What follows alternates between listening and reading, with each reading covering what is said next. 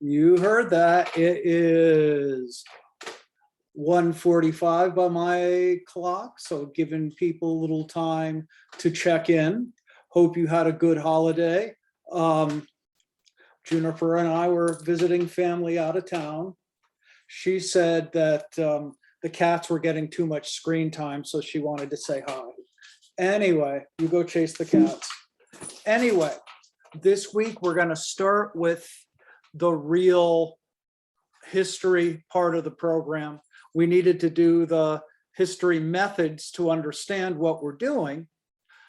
And then just like to take a second to go over the test. Okay. Now, here's the overall test scores. They were all over the place.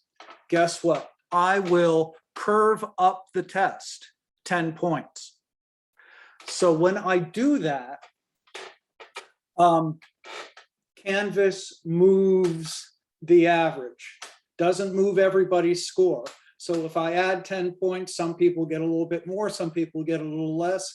If yours goes down for some weird reason, and it happens sometimes, email me and I'll fix it and I'll let people know.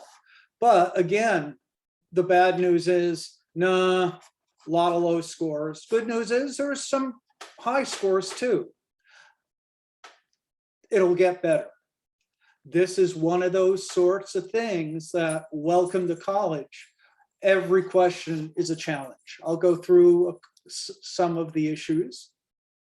Okay, good history follows. This was good. Now, archives protected by fees and copyrights. No, archives are not available online. They're usually, you have to go and get them. Historical research should always be unbiased. Two things. We talked a lot about how everything is subjective, therefore biased, every word choice. Also, for future reference, anytime someone says the word always in a multiple guess, it's wrong. That works in most classes, by the way. Got that one mostly right. Causation should be avoided because history relies on, is not, we talked about that. Proving, you don't prove much of anything. You could talk about relationships and influences. So that one's kind of off. And we talked about that, and that's in your book. That's good. That one was good. That one was good. We'll just go over the ones that weren't good. Again, most people got most of the questions. Like I said, I will curve the test up. Again, pretty good overall, really. Most people got most of the questions right. Okay, narrative writing makes you pick and choose facts. That's the truth. Is mostly used in fiction? No, it could be in nonfiction as well. Okay, we have somebody in chat. No, unfortunately, the way Canvas works on the curve is that it moves the average. I move the average score to 75, and then it calculates everybody's score to make that average 75. For example, two people got 96s. I can't give them 10 points, they'll get hundreds. Maybe the people who got 90s, well, the people who got 90s will get 100. And different people will get a different bump when you change the average, all right? But everyone will get a bump, and if you don't, let me know. Okay, narrative storytelling. Okay, people missed a lot of this one. Primary research is not the best way. There really is no best way. Primary gives you what's there, but not perspective. So yeah, you missed a couple. But most people got most of the questions right. So it's not a bad test. Like I said, I will bump it up. Okay, so more, I don't know if you want to call it good news, but we do have an assignment this week, which will help your grade. I grade the essays easier. Write 300 words or about 5 paragraphs about a media product we still use today. And we'll talk about what the media is today. But it has to be something in the media. Clocks and compasses are old things, but they're not media. What is ancient? As I said, before the printing press for the purpose of this class. And of course, the Bible would count as something ancient we still use, but it consists of many books. Exodus and Genesis was written 1100 years ago. 1100 BC, so actually, it's 3,000 years ago. So it's old. But and the book of Revelation was written 1200 years after that in 100 AD. They all have different stories. So don't say the Bible. Focus on Genesis or Exodus. Focus on Revelation or the Psalms or one gospel, not all the gospels. The gospels have 4 different authors with 4 different stories and 4 different perspectives. See, this is what we talked about early on about a good narrow focus. Of course, it doesn't have to be the Bible. There are plenty of other things that you have done that we still use today. Describe what the product is, why it's important, what its history is, and how we use it today. Remember, again, for media, we'll talk about what media is in class today. So that will help you. And of course, I will take emails on what media is and what is. Okay. Don't worry about it being late. I fixed the dates. Nothing's late. Don't worry. I fixed the dates on everything. Don't worry about anything. I updated some stuff from last year, but it's all new material. It's just welcome to Canvas. No, it's all good. Anyway, so it's all, again, you can email me what your topic is and a draft through Friday. This is due Friday.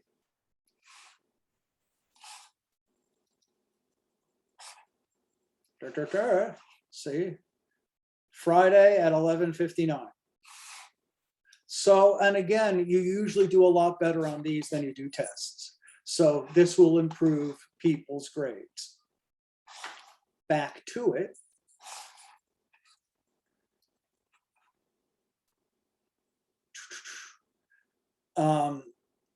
Back to it. So let's look at the beginnings of media. Way back in the past. But first,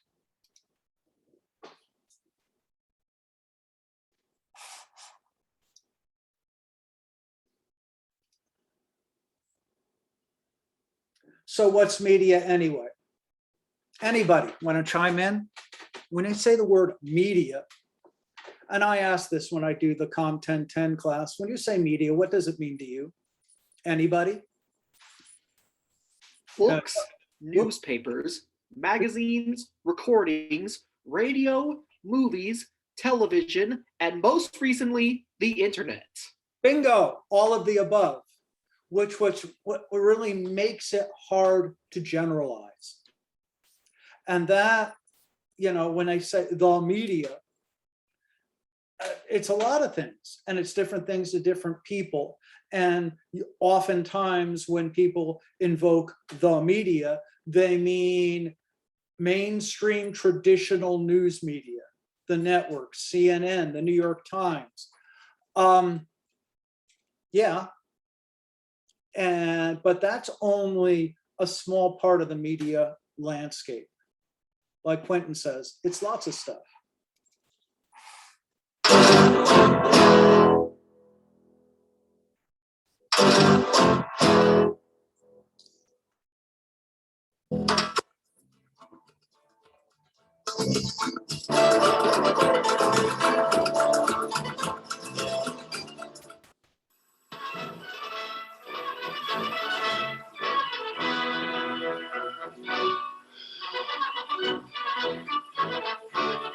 Just in case.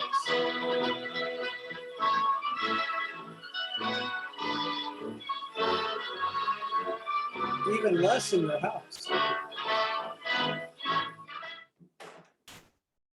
The mass media, like so many of the ideas we use in everyday life, is something that's fairly easy to describe. We tend to know it when we see it, but a bit more difficult to explain. Living stereo, played on a record, through the all-new 2-in-1 RCA Victor stereo orthophonic high-fidelity Victrolas. This follows because technological changes over the past 25 to 30 years have created a range of new and different relationships between those who produce and consume media products, such as film, print, music, and television. There have also been dramatic and wide-ranging changes in relation to how media are actually produced and consumed. However, while these ideas are interesting and important, probably a bit more of the latter than the former when you come to think about it, we're getting ahead of ourselves slightly. Before we do anything more, we need to explain what we mean by the mass media. There you go. A medium is just a channel of communication. A means, in other words, send and receive messages.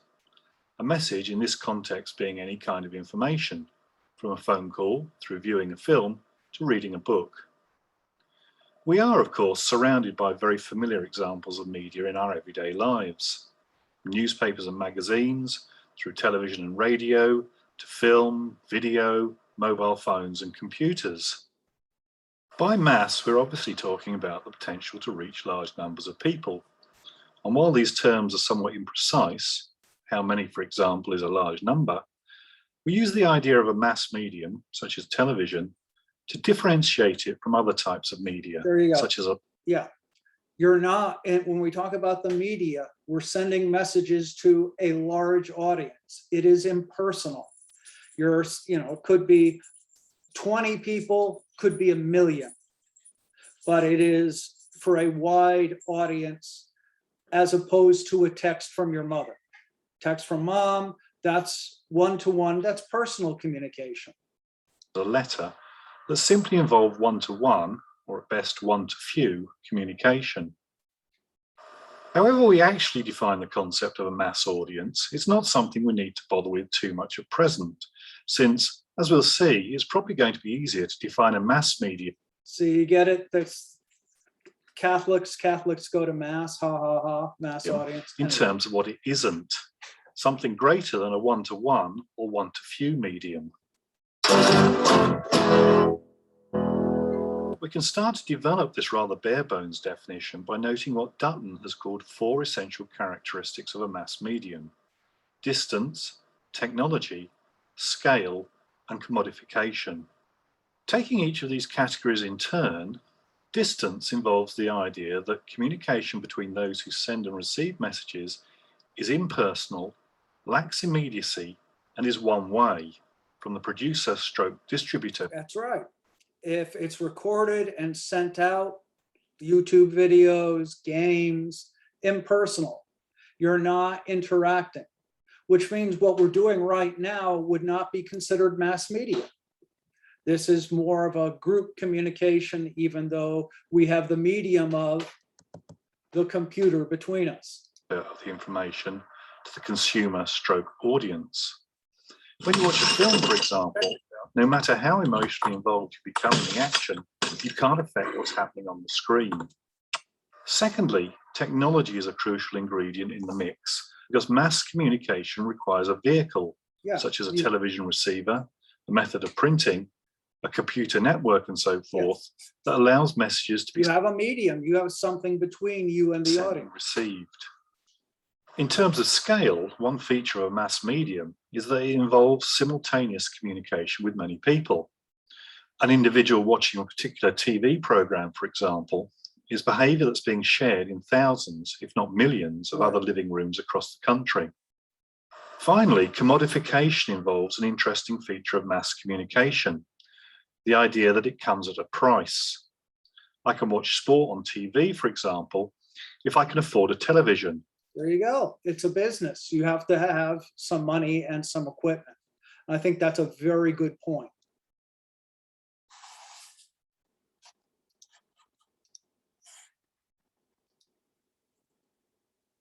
So media is mediated. There's something between you and the audience.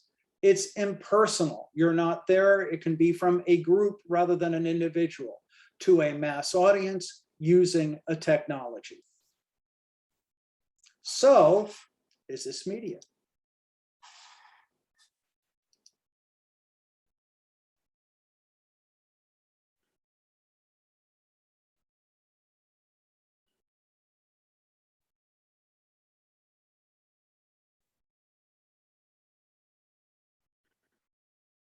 $35 BC, 35,000, 37,000 years ago. Handprints.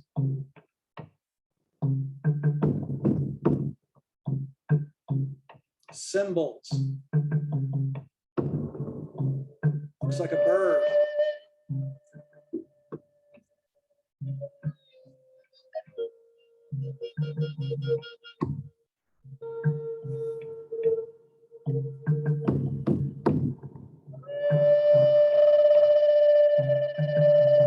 Really into that bear thing.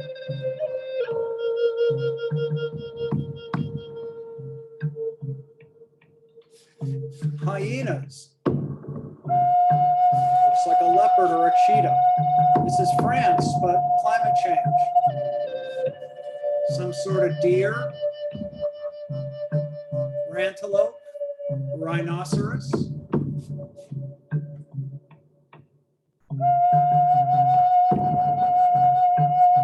Horses. Okay. Cave paintings. Are they mass media? What do you think? Just look. There's something between you and the audience. We're the audience. Where's the cave is between us. The computer is between us. It's impersonal. A tribe, again, these are ancestors 37,000 years ago. Mass audience, it's on YouTube, using a technology. That is media. And the thing is, and think about that when you choose your topic for the essay. A compass is not media, but that was. Now, other animals use tools. Monkeys and birds make tools. Other forms of early proto-humans, the Neanderthals, made some art. But modern people are the ones who are compelled to tell stories. This is why we talked about narrative. Those stories, look at those handprints. Look at, we exist. We are the people who hunted the bear, who hunted the rhinoceros. They're telling their story 37,000 years later, which is different than any other creatures. We are compelled to tell stories. Okay, So from art to writing. Anybody? How come we had to start writing stuff down to tell stories? Anybody? So it could be preserved. What? So it could be preserved. Mm-hmm. Right, to keep things going, to communicate, to let people know culture, families, laws, and to keep track of business. With MailChimp's marketing smarts, you get a whole lot of creative smarts, recommendation smarts. On this show, we often talk about the history of people or places, societies. Rarely do we get to talk about the history of an idea. So today we're going to try an experiment. We're going to talk about the history of the concept of the written word.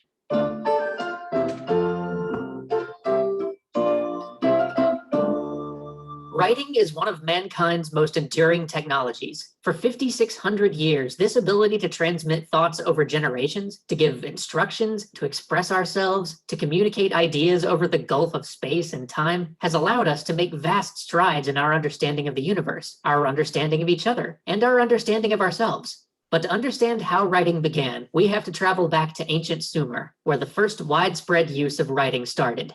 Look around, what do you see?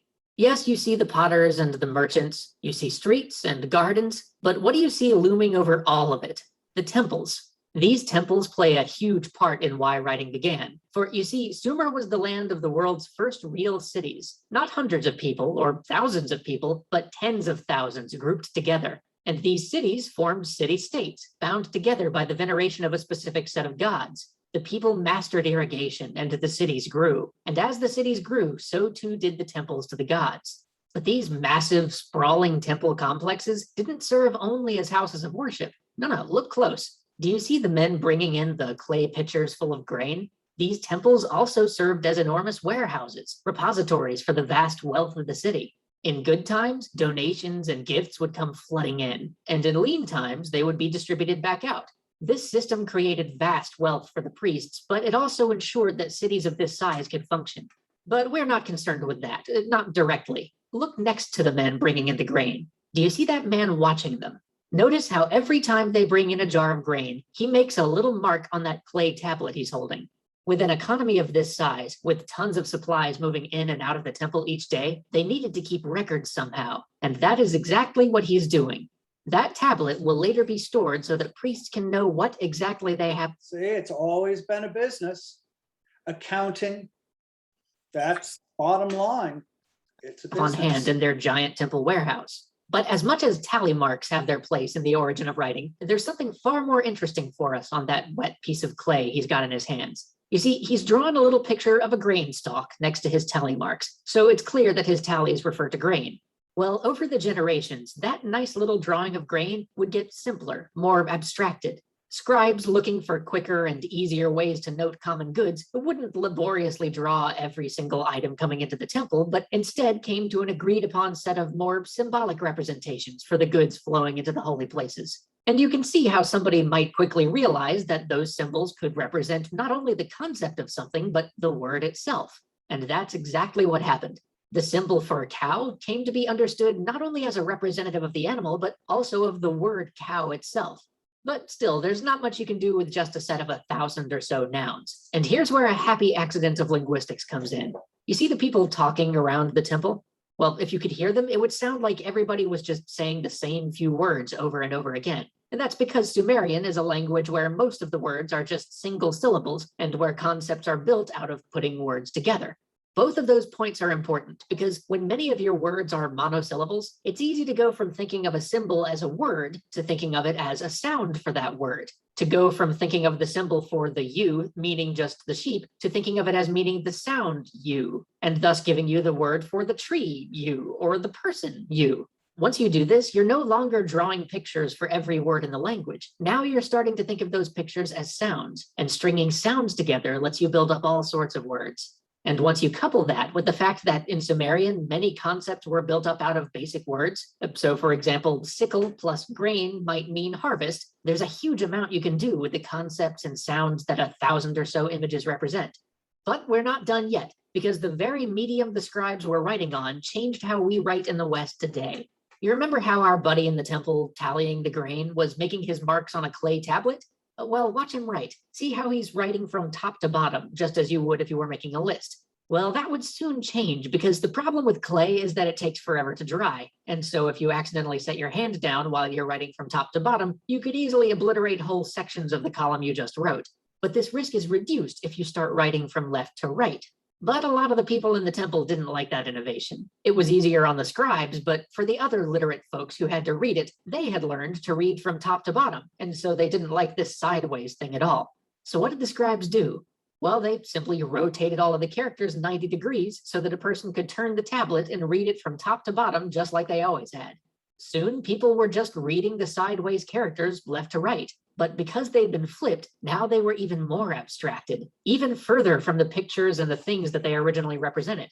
This writing system was then adopted by the neighboring Akkadians and Elamites, who abstracted it even further. Determinatives, or little markers to designate what part of speech something was in case it was ambiguous, also got added. And now you got a real writing system. The original pictures and even the pictograms they became vanished entirely into wedge-shaped impressions and line strokes made by the stylists favored at the time, which means instead of simply a handful of nouns to record storage lists, we have a system for writing that can give us things as abstract and lyrical as the Epic of Gilgamesh or the Enuma Elish. So how do we know all this? Well, funny thing about clay, when a place is burned down and all of your writing is on clay, rather than it being destroyed, the writing hardens and becomes preserved. But that won't happen here for some time. So let's just celebrate what scribes like this one and the marvelous city of Sumer gave us, a gift that has lasted us more than 5,500 years, writing. Now, since we don't get to do the lies episodes for these one-offs, I also want to point out that this is just the first place in history where writing achieved widespread use. Later, it would be developed independently in Mesoamerica, and was almost certainly developed independently. And in each of these civilizations, you had large groups of people who needed to communicate their culture, who needed to keep track of records. So wherever you have civilization, you have writing.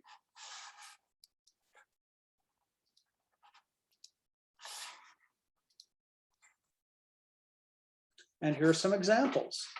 Laws. First peace treaty. First love poem.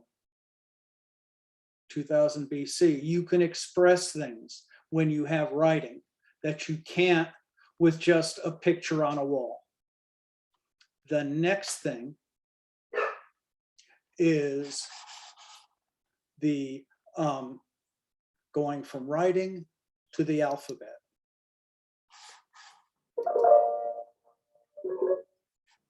Informally, we can think of information as some message stored or transmitted using some medium. When you paint, you are representing your message using a continuous pattern with a seemingly endless number of possible forms. You are free to express yourself. When humans began developing writing systems, we naturally had to divide our world into a finite number of atomic units, which we express using symbols. Now, any written language can be thought of in this way. Messages are formed by arranging symbols in specific patterns. Let's return to 3000 BC and explore two ancient writing systems. First, in ancient Egypt, we had hieroglyphics, a priestly form of communication reserved for governmental, fiscal, magical, and religious purposes. It was practiced by a select few writers known as scribes, and writing was generally unintelligible to the common people. The symbols themselves broadly fall into two categories. Word signs, which are symbols that represent a single meaningful concept. Bat. Apple. And sound signs. These symbols represent chunks of sound. Now, the total number of different symbols in common use was over 1,500. And if you divide all of these symbols into word signs versus sound signs, we find a much smaller portion of sound signs. There were around 140 sound signs, and of these, only 33 represented distinct consonants, a tiny fraction of all of the symbols in use. At the time, the medium used to store the symbols was primarily rock, and this was ideal for durable inscriptions, allowing messages to travel into the future. Mobility was not a main concern.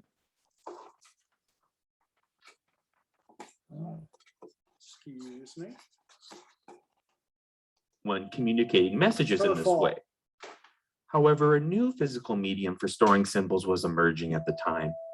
Along the Nile, silt deposits left from flooding made the surrounding land extremely fertile, and one of the many crops they grew was papyrus.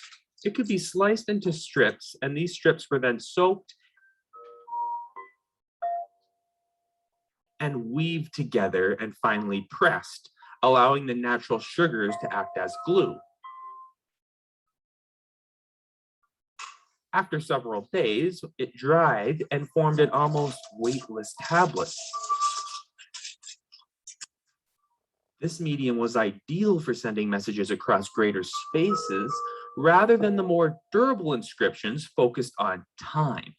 Now, this shift towards cheap, portable mediums for storing symbols coincided with the spread of writing into the hands of more people for new purposes. Gradually, as people began to write more on papyrus, the symbols evolved to suit more rapid writing. This led to a cursive script known as hieratic. For example, here is the world's oldest surviving surgical document. It's written in hieratic script, dated to around 1600 BC. Now, these symbols were based on hieroglyphics. However, the pictures were simplified to match the swiftness of writing, an ancient shorthand. Also, the number of common symbols in use began to shrink down to around 700. By escaping from the heavy medium of stone, thought gained lightness. A marked increase in writing by hand was accompanied by the secularization of writing, thought, and activity. This led to a new writing system called Demotic, around 650 BC, which was devised specifically to facilitate the ease of rapid writing. Remember we showed you the Rosetta Stone last week? That showed, or 2 weeks ago, the difference between hieroglyphics, hieratic here, and Greek. This is how we know what this says. For example, this text is known as a marriage contract and is one of the earliest known examples of Demotic script. It's interesting to notice that there was a dramatic reduction again in the total number of symbols with this new system. Roughly 10% of the total number of symbols used before. This was due to a shift towards the use of phonetic symbols or sound signs over word symbols or meaning signs. And the new simplicity meant that children could be taught to write at a young age. We see this same pattern. Now, notice where this is. This is in Egypt where they're writing. Who is learning to also read? They were saying how things were spread to other people. Who was in Egypt at the time? The Jews. Moses, who was educated, he could read and write. So they went across the Suez to Sinai, to Israel, and they had the writing. It is Jewish New Year today. They are the people of the book. And one reason why we have the Bible is because all this writing stuff happened right here. In other cultures. Let's return back to 3000 BC and visit Mesopotamia, where cuneiform was the writing system originally used for fiscal purposes, as it was a powerful method of tracking debt and surplus commodities before the invention of coins. For example, here is a document recording someone's stock of animal hides, and this type of writing evolved to suit other needs. For example, this tablet contains a recipe for bread and beer. Yes. Again, keeping track of business. Now, when water washes onto grain, when you have rain, you get beer. They figured out how to make beer before they could make wine. Beer makes us civilized. I'm going to be rather civilized later this evening, I am sure. And here's another tablet which contains a legal document. Now, originally, the writing system was used by the Sumerians, and there were over 2,000 different symbols in use, which could also be divided into word signs and sound signs. Akkadian gradually replaced Sumerian as the spoken language. And here is the earliest known dictionary from 2300 BC. It contains word lists in Sumerian and Akkadian, and this was discovered in modern Syria. When it was adapted by the Akkadians and fitted to their language, they reduced the number of symbols to around 600. And they did this again by moving towards sound signs. Again, we see both hieroglyphics and cuneiform using several hundred sound symbols in their more evolved forms. And as writing systems escaped their formal usage and spread to more and more people, the soil was ripe for the invention of a brand new writing system for the people. One of the great discoveries in the history of writing is dated to around 1700 BC.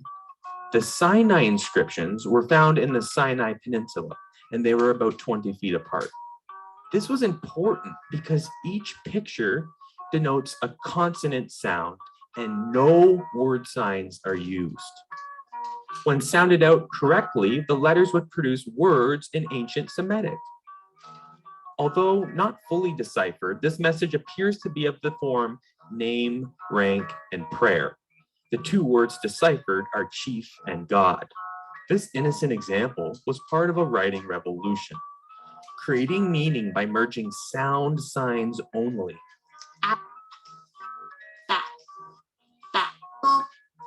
Apple. By 1000 BC, we arrive at the Phoenician alphabet, which emerges along the Mediterranean, used by the Phoenicians, who were a maritime trading. There you go, the first alphabet. Where is it?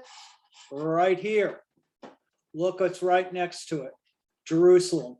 Again, one of the reasons why our culture, Western civilization, spread because they had writing. Culture. The Phoenician writing system was based on the principle that one sign represents one consonant, and it was used to write a Northern Semitic language containing only 22 symbols total. These 22 symbols letters. chosen to represent these sounds were often borrowed from hieroglyphic pictures so that the letter's name began with the letter's sound. For example, Mem, which stood for water, became what we know of as the letter M. Alf, which stood for ox, became what we know of as the letter A. But the secret power of this alphabet, unknown to its inventors, was that it did not need Semitic speech in order to work.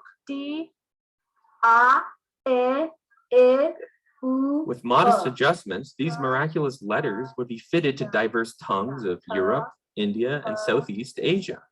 Yes, we use the same alphabet in English, French, Spanish, and German. You don't have to understand the language. You can sit and sound it out. Also, you can read and announce what you read out loud, even if your audience can't read, because your words turn to language. So you can spread your information a lot to more people more quickly. And with paper, you can spread your literacy quicker. That is one of the reasons why Western civilization flourished, whereas China, it was a little harder for the Chinese to spread their civilization, but the Greeks and the Romans, who had the phonetic alphabet, were able to spread their ideas farther and wider. Ensuring literacy around the globe. This was the source of the Greek and later Roman alphabet forms we know today. The idea of an alphabet is a powerful method for transmitting and storing information. Realize it doesn't really matter what the symbols are or how you choose them or even what language it's in. Information is just a selection from a collection of possible symbols. And over time, we have always looked for faster, more efficient ways of transporting information across greater and greater spaces. Yep. Video ends kind of stupid, but the point is, again, writing went from hash marks to actual sound, and that sound made it go everywhere. And again, there's the Middle East. At the same time that we're discovering the alphabet, Moses is writing down the first books of the Bible. So that's still with us. And so are a lot of other things. That's what I want you to think about, the things that have survived over the years because of the media. Think about that. Send me some ideas for your essays. We'll finish those up, and I will bump up the grade shortly. Questions? Okay. Hey, I got a question. Yeah. You had told us to email you our essay because it was supposed to be a rough draft. You never told us to turn it in on Canvas yet, and I had emailed it to you on time on the due date, and then I turned it in on Canvas. I a couple got days your later. essay and I graded it and I sent it back to you. And again, so that's taken care of. And again, we talked about the grade and it's been taken care of. Okay, other questions? All right, send me your topics, send me drafts, and I will, like I did with Malachi, we'll take care of you. Other questions? All right. We will talk about the Greeks and Romans next time. Anyway, have a good couple of days. Enjoy the outside.